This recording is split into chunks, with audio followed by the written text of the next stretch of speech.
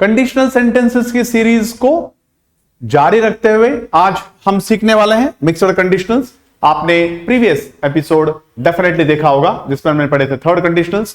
Mixed conditionals का मतलब ये देखिए, यहां पर वर्ड में आपको समझ में आ रहा है कि मिक्स्ड कंडीशनल्स का मतलब ये होता है कि सेकंड और थर्ड कंडीशनल्स मिला के ही मिक्स्ड कंडीशनल्स बनता है। रिपीट कर रहा हूं, सेकंड और थर्ड कंडीशनल सेंटेंसेस मिलाकर ही मिक्स्ड कंडीशनल्स बनता है और इसको कहा ही गया है मिक्स्ड कंडीशनल्स। और मैं आपको इस वीडियो को पढ़ाने से पहले एक अपील करता हूं आपसे, एक अनुरोध करता हूं आपसे कि देखिए आप इन फॉर्मूलाज पे ज्यादा फोकस कीजिए, क्योंकि हाइपोथेटिकल सिचुएशन सभी आपको एक जैसी ही लगेंगी। मैं आपको पढ़ाते समय बता रहा हूं, हर एक कंडीशनल सेंटेंस जो भी अभी तक आपने पढ़ा है, आप उसके फॉर्मूलाज को देखिए, आप उसके टिप को देखिए। हर एक सेंटेंस में हमने आपको सेंटेंस के स्ट्रक्चर्स कैसे बनाने वो दिए हैं और उसके बाद हमने आपको कुछ टिप्स दिए हैं। आप उन सेंटेंस के स्ट्रक्चर्स को और टिप्स को पढ़िए, बात खत्म है। और उस तरह से आप सेंटेंस बनाने का प्लान कीजिए, क्योंकि अगर आप इसके बहुत डिटेल्स में जाओगे, देखिए क्योंकि यहां पर हम जब आपको वीडियो बनाते हैं तो हम इस बात का ध्यान रखते हैं कि ये ज्यादातर लोग एग्जामिनेशन पॉइंट ऑफ व्यू से प्रिपेयर करते हैं। तो एग्जामिनेशन पॉइंट ऑफ व्यू से अगर आप प्रिपेयर कर रहे हो तो आपको मतलब होना चाहिए इन फॉर्मूलाज से जो लिखे गए हैं, अभी मैं एक्सप्लेन करूंगा। इन फॉर्मूला से आपको ज्यादा मतलब होना चाहिए, क्योंकि अगर आप इन सेंटेंसेस के डेप्थ में जाते हैं, क्योंकि कंडीशनल सेंटेंस का पूरा फंडामेंटली हाइपोथेटिकल सिचुएशंस पे या फिर काल्पनिक घटनाओं पर बेस्ड है, इसलिए आपको लगभग सारे सेंटेंस एक जैसे ही लगेंगे, राइट। तो आपको इसमें परफेक्शन हासिल करना है तो आप बार बार वीडियो देखिए, उसमें कोई प्रॉब्लम्स नहीं है। लेकिन आपको मैं इस वीडियो को शुरू करने से पहले एक अनुरोध कर रहा हूं कि आप फार्मूलाज और टिप्स पे ध्यान दीजिए। चलिए शुरू करते हैं मिक्स्ड कंडीशनल्स को। और इसके दो स्ट्रक्चर्स हैं, स्ट्रक्चर 1 और स्ट्रक्चर 2। हमने इसको बहुत ही शॉर्ट एंड स्वीट रखा है ताकि आपको समझ में भी आए और आपका जो पर्पस है वो सॉल्व भी हो जाए।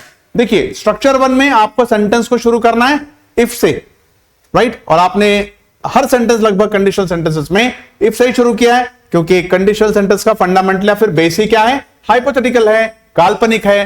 तो जाहिर सी बात है कि हर सेंटेंस कहां से शुरू होगा, इफ से शुरू होगा। उसके बाद आपको जो सेंटेंस आएगा वो किस में आएगा, पास्ट परफेक्ट में आएगा, मतलब हैड में आएगा। और उसके बाद आप किसी प्रेजेंट कंडीशनल का जिक्र करोगे, मतलब प्रेजेंट कंडीशन का आप वहां पर मेंशन करोगे।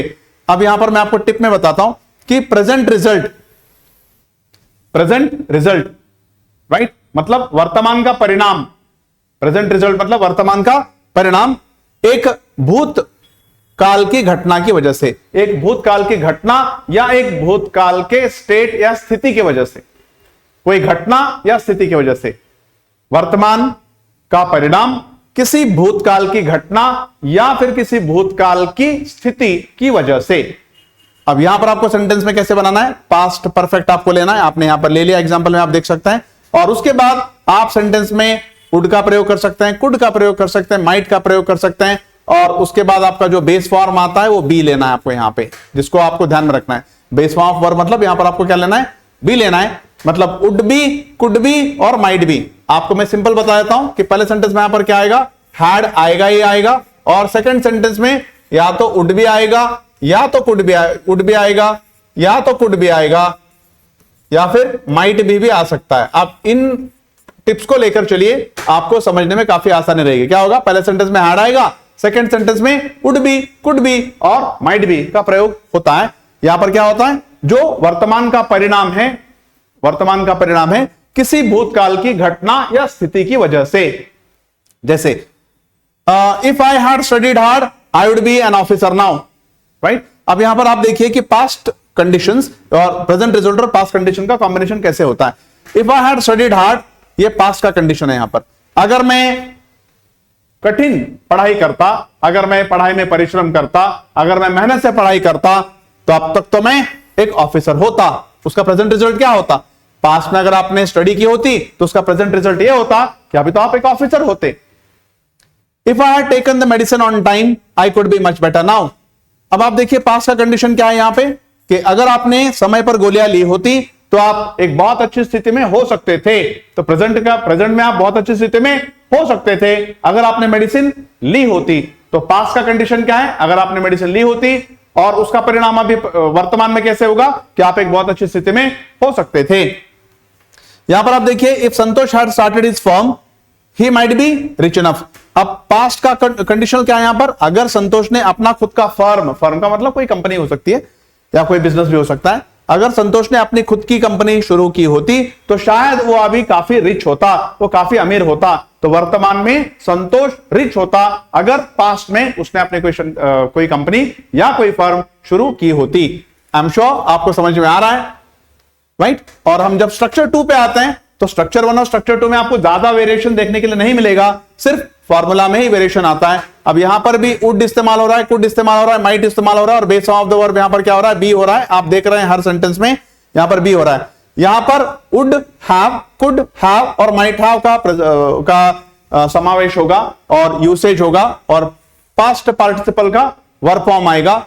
लेकिन यहां पर आप एक मेन डिफरेंस देखिए, यहां पर आपका इफ के बाद सेंटेंस कौन से टेंस में आए, पास्ट परफेक्ट में। यहां पर इफ के बाद आपका सेंटेंस कौन से टेंस में आएगा, पास्ट सिंपल में। इतना ही डिफरेंस होता है, अदरवाइज दोनों सेंटेंसेस के बीच का जो अंतर होता है काफी कम होता है, क्योंकि दोनों भी हाइपोथेटिकल हैं। यहां पर मैं आपको टिप दिया कि इफ के बाद यहां पर क्या आएगा, हैड आएगा, और उसके बाद would be, could be, might भी आएगा। यहां पर इफ आएगा, पास्ट सिंपल आएगा, मतलब आपको पास्ट इंडेफिनिट मतलब V2 फॉर्म इस्तेमाल करना पड़ेगा। यहां पर हर सेंटेंस में कौन सा फॉर्म आएगा, V2 फॉर्म आएगा, और उसके बाद आपको वुड हैव, कुड हैव और माइट हैव का प्रयोग करके V3 वर्ब लगाना है। देखिए, पास्ट रिजल्ट ऑफ प्रेजेंट और कंटिन्यूइंग कंडीशन। यहां पर आप देखिए कि पास्ट रिजल्ट मतलब जो भूतकाल का परिणाम था, प्रेजेंट वो जिम्मेदार है अभी के हालात के लिए। जो भूतकाल का परिणाम था वो जिम्मेदार है अभी फिल वक्त के हाल के लिए। भूतकाल का जो परिणाम था वो जिम्मेदार है अभी के हाल के लिए। देखिए, if I were a share trader I would have made a fat profit. अगर मैं शेयर ट्रेडर होता तो मैं अच्छी खासी इनकम बनाता।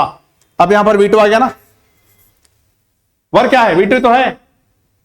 If I were a share trader I would have made fat profit. अगर मैं एक शेयर ट्रेडर होता तो मैं अच्छी खासी प्रॉफिट बनाता। If I were active I might not have overslept myself. अगर मैं एक्टिव होता, अगर मैं चौकन्ना होता तो मैं अपने आप को, मतलब मैं ओवर स्लीपिंग का मतलब होता है कि आप उठना चाहते लेकिन आप सो गए, तो शायद मैं लंबी देर तक नहीं सोता।